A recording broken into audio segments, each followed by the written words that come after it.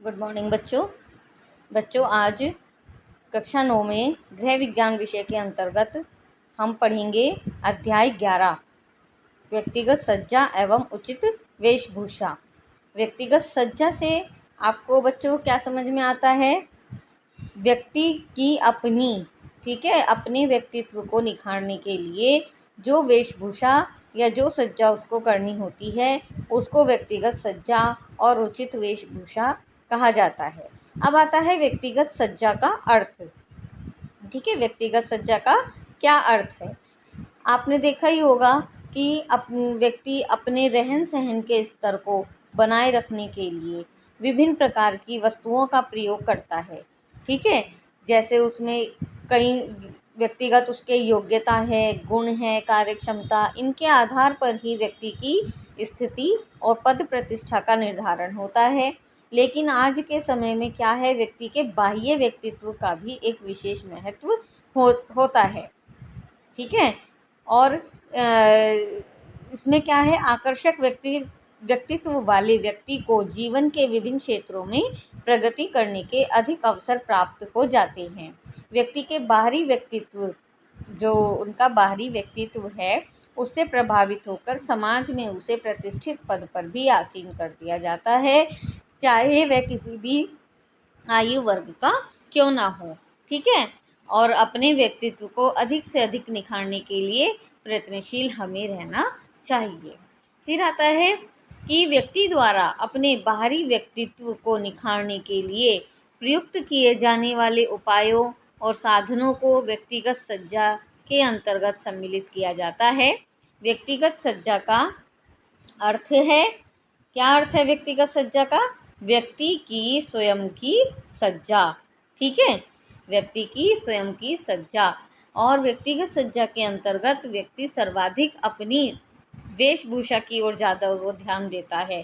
आपने भी देखा होगा, जब भी आपको कहीं जाना है तो आप सबसे पहले अपनी जो वेशभूषा है, ड्रेस है, उसको सेलेक्ट करते होंगे कि हम वहाँ पर कौन सी ड्रेस पहनकर जाए जो हम वहाँ पर अच्छे लगेंगे। तो ये आपका हुआ व्यक्ति की अपनी स्वयं की सज्जा। ठीक है, और उसी वेशभूषा को उत्तम माना जाता है जो व्यक्ति की व्यक्तिगत सज्जा में चार चांद लगाने में सहायक होती है। व्यक्ति के लिए वेशभूषा के चयन को अनेक प्रकार से प्रभावित करते हैं। आपने जैसे देखा होगा कि कहते हो किसी को देखकर, अरे इसको देखो कैसे कपड़े पहने हैं इसने। ठीक है, इसको पता ही नहीं है इस टाइम कैसे कपड़े पहनने चाहिए।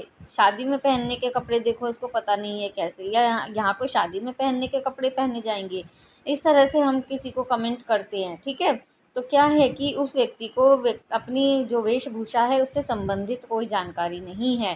ठीक है, व्यक्तिगत सज्जा के अंतर्गत वेशभूषा के अतिरिक्त श्रृंगार के ढंग, बालों को संवारने का ढंग, ठीक है, बातचीत करने का, उचित स्थान पर उठने बैठने का जो ढंग होता है, और व्यक्ति के हाव भाव हैं, ये सब भूमिका निभाते हैं। अगर ये सब हम अच्छे होते हैं तो व्यक्ति सुंदर अपने आप ही लगने लगता है। फिर आता है कि वस्त्रों के चयन में रंग, डिज़ाइन, फिटिंग आदि का भी ध्यान रखने के साथ साथ व्यक्ति की आयु, लिंग, कद, वर्ण, व्यवसाय, ऋतु, अवसर, इन सब का भी ध्यान रखना चाहिए। इसके अंतर्गत वे सभी तौर तरीके आते हैं जो हमारे शारीरिक पक्ष और व्यक्तित्व को आकर्षण करने में सहायक होते हैं। ठीक है बच्चों, क्या होता है, जब हमारा वेशभूषा सही होगी, हमारा विकास सही होगा व्यक्तित्व का, तो एक जो आत्मविश्वास होता है व्यक्ति के अंदर वह भी बढ़ने लगता है। और इसके बाद आता है वस्त्रों के चयन संबंधी उद्देश्य। जब हम वस्त्रों का चयन करते हैं तो उससे संबंधित क्या उद्देश्य हैं, क्यों करते हैं हम वस्त्रों का चयन? जैसे कि नंबर 1, शरीर की नग्नता को ढकना। वस्त्रों का सर्वप्रथम उद्देश्य शरीर की गोपनीयता को बनाए रखना है।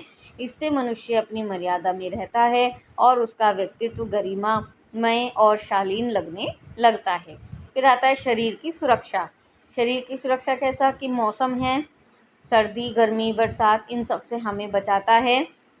ठीक है, वस्त्रों की प्रकृति, रंग, बनावट, स्टाइल, इन सब का चयन अवसर, मौसम के अनुकूल ही किया जाता है। सर्दी में गर्माई देने वाले वस्त्र और गर्मियों में हल्के वस्त्र, मुलायम पसीना सोखने वाले वस्त्र पहने जाते हैं। ठीक है, इसी तरह से कृत्रिम तंतुओं से निर्मित वस्त्रों को गर्मी में पहनने से शरीर की भली भांति रक्षा नहीं हो पाती। तो ये सब है कि मौसम के अनुकूल वस्त्रों का हमें जरूरी होता है। फिर आता है व्यक्तित्व को आकर्षक बनाना। आप जानते ही हैं, जैसी वेशभूषा होगी वैसे ही व्यक्ति का व्यक्तित्व बनता चला जाएगा। ठीक है, शरीर की आवश्यकता अनुसार उपयुक्त वस्त्र धारण करने से मनुष्य के व्यक्तित्व में एक अजीब सा आकर्षक मोहकता उत्पन्न होती है। वेशभूषा व्यक्ति की अपनी एक अलग पहचान बनाती है और हजारों की भीड़ में भी अपनी एक विशिष्ट पहचान बनाने में सहायक होती है। आपने देखा भी होगा, कहीं 10 व्यक्ति खड़े हैं, वहाँ आपको एक व्यक्ति पे नज़र रुकी है। ठीक है, एक लड़की पे नज़र रुकी, क्यों रुकी? क्योंकि आपको वहाँ उसकी ड्रेसिंग सेंस है, उसका कलर है ड्रेस का, या जो भी कुछ आपको वो देखने में अलग लगा, आपकी आंखों को वो चीज़ अच्छी लगी, तो इसीलिए आप वहाँ आकर्षित हुए और व्यक्तित्व उसका आपकी नज़रों में दर्शाया जाने लगा। नेक्स्ट आता है शरीर को सौंदर्यशाली बनाना। जिस प्रकार आभूषण शरीर के सौंदर्य में वृद्धि करते हैं, उसी प्रकार आकर्षक वस्त्र धारण करने से भी व्यक्ति के सौंदर्य में निखार आता है। वस्त्रों को आकर्षक डिजाइन में डालकर आप एक कपड़ा ले और उसे किसी भी तरह से कितने भी डिजाइन में आप बना सकते हैं। ठीक है, किसी भी डिजाइन में ढालकर व्यक्ति अपने शरीर को सुसज्जित कर सकता है। स्वयं को सुंदर व आकर्षक दिखाने की प्रवृत्ति के कारण ही वह मानव अपने शरीर को सुंदर वस्त्रों से सजाता है। फिर आता है नंबर 5, सामाजिक प्रतिष्ठा बढ़ाना। वस्त्रों का व्यक्ति की सामाजिक प्रतिष्ठा पर भी भरपूर प्रभाव पड़ता है। वैसे तो प्रत्येक अवसर पर सुंदर, सुरुचिपूर्ण और आकर्षक वस्त्र मनुष्य की प्रतिष्ठा को बढ़ाते हैं, परंतु कुछ विशेष अवसर जैसे शादी, ठीक है, विवाह, वर्षगांठ है, जन्मदिन है और सामाजिक भोज है, इन अवसरों पर धारण किए गए जो सौम्यतापूर्ण वस्त्र हैं वह मनुष्य की सामाजिक प्रतिष्ठा के परिचायक होते हैं। ठीक है बच्चों, इस तरह से हमें अपनी वेशभूषा को का चयन करना चाहिए कि ये सब हमारे जो उद्देश्य हैं, ये हमारी जो आवश्यकताएं हैं, ये पूरी हो सके। ठीक है, आगे का पार्ट हम नेक्स्ट वीडियो में पढ़ेंगे। बच्चों, आपको वीडियो के जो चैप्टर से संबंधित लिंक हैं वो आपको इसी के डिस्क्रिप्शन साइड में आपको मिल जाएगा कि आपको पार्ट 2 है, पार्ट 3 है। आपको वहाँ पर जाकर आप दूसरी वीडियो भी ओपन कर सकते हैं। Thank you.